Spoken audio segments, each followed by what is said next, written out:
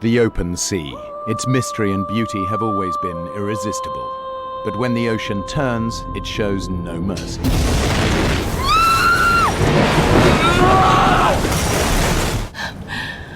I don't want to die.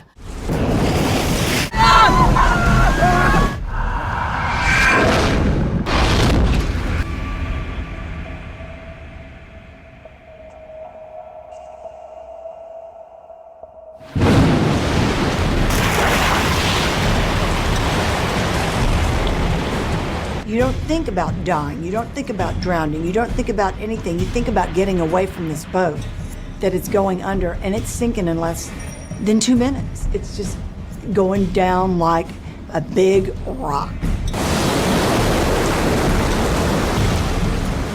Mark frantically struggles to undo the pressurized canister holding the life raft and survival gear. Brad heads for the only other option, a tiny, inflatable dinghy.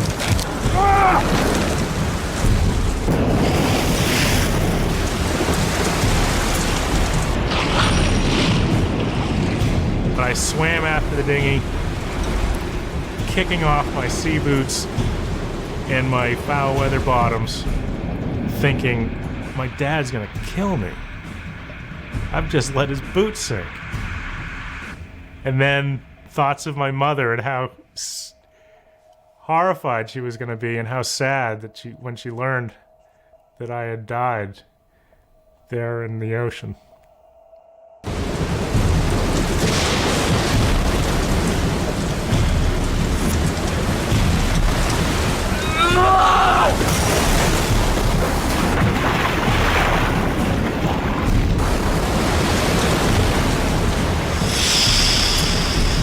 The canister inflates, and he's still holding on, and eventually he just lets go. The life raft is blown away, and we weren't going to find it in the middle of the night. You managed to get anything from the yacht! Nothing! We're dead! Inside that life raft was everything that we needed to live, to survive what we were going through. It had an emergency beaconing device, which a plane could have picked up on, had water makers to make fresh water from salt water. Food, fish hooks, mirrors, signaling devices. It had rations, flares, first aid equipment. Perhaps had a radio even with it. And in that rubber Zodiac dinghy, we had absolutely nothing. Absolutely nothing. I'm so sorry I lost the life raft! Our chances for survival were 0.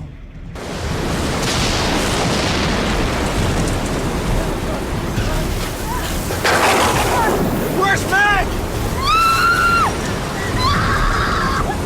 As the boat sank, Meg was within the rigging. Get away from me, yacht! And she just didn't have the sea savvy or the knowledge to, watch the waves, and then when the wave action was right, to swim out. So I knew if I didn't go back and get her, she'd die. Debbie! Be careful!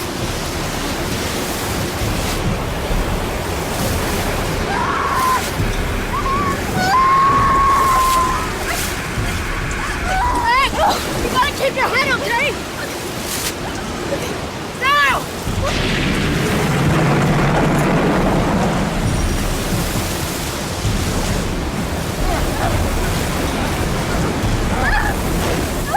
We're all gathered around the rubber Zodiac dinghy, and I remember watching Trash Man as the last little foot of her mast slipped under the water, and it was the most devastatingly lonely feeling that I've ever felt in my life.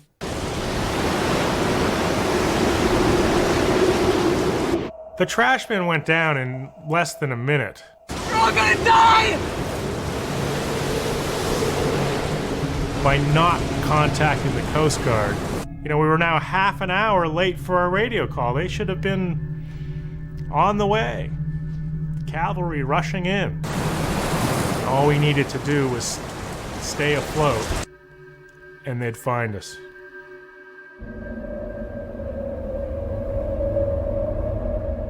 The next day, when the sun finally came up, The sky was overcast and gray. The air temperature being 40, we would definitely succumb to hypothermia. Let's get under the dinghy. There's a shelter. I can't. We'll be out of the wind! Rather than flip the dinghy over, the crew get underneath it, where they'll be sheltered from the bitterly cold wind and rapid hypothermia. Come on! Check on you! The sad thing was that Meg just couldn't participate. I think it was too painful for her. But more than anything, Meg was very claustrophobic. Soon, the water begins to have its own chilling effect.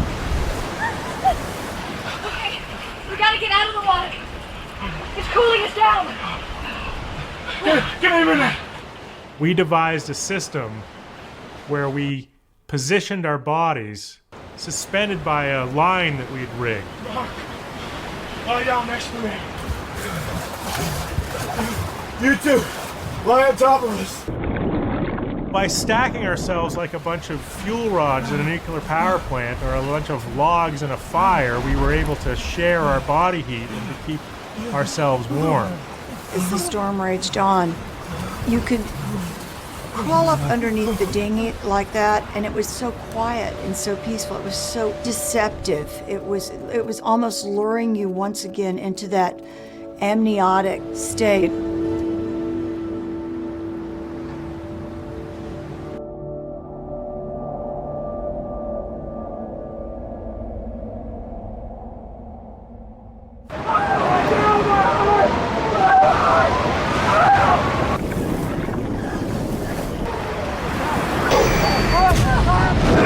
Never seen so many sharks in my life, not in my entire trip around the world. It was the most frightening feeling I've ever felt. To this day, I don't know why the sharks didn't attack us that night, with all of us treading water, with Meg's legs bleeding. Mark! I'm warning you!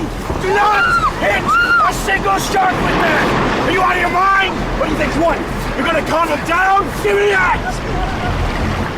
Our biggest threat was not just the coal, but a wave breaking underneath us and flipping the Zodiac over and dumping us back into the shark-infested water.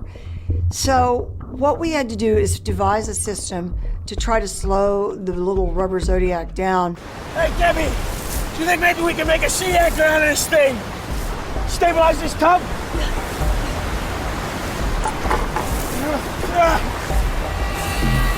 But as soon as we threw the piece of plywood over the front of the boat, the shark swam up and grabbed it in its mouth. These were not little sharks. And this one was big enough to pull a 13-foot rubber Zodiac dinghy with 5 people in it, which is at least, 700 pounds, wildly through the water.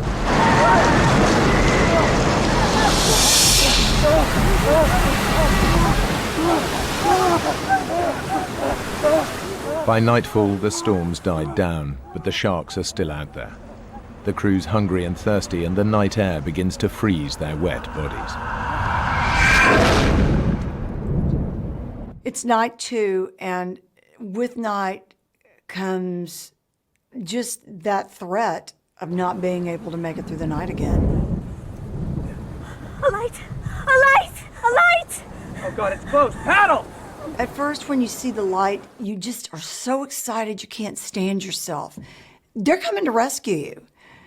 And then you realize the reality of the situation is it's pitch black.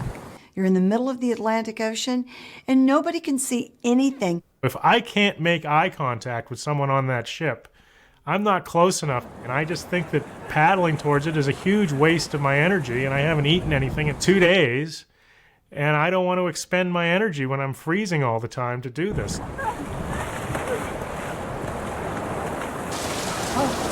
The craving for water is like nothing I've ever felt. It's as if every cell in your body needs it, and it's crying out for it. You haven't had water in 24 hours. Almost 48 hours. But all I got was the wind blowing through my mouth and actually drying my mouth and my tongue more than the moisture coming in from the rain. Damn! It was as if God was spitting on us, laughing at our situation. All of a sudden, we remembered about the ship and we looked out and the ship was gone. Maybe that was a chance for survival. It's the ultimate despair. And at that point, I just couldn't take it. I felt that I was being teased by the environment, and by the powers that be. Oh, I stood up and I gave God the finger, started, saying, what are you doing to us? You're gonna make it rain, let it rain so we can get some water. The last thing you wanted to do is curse God, because that was about the only chance we had for survival. I don't want to die.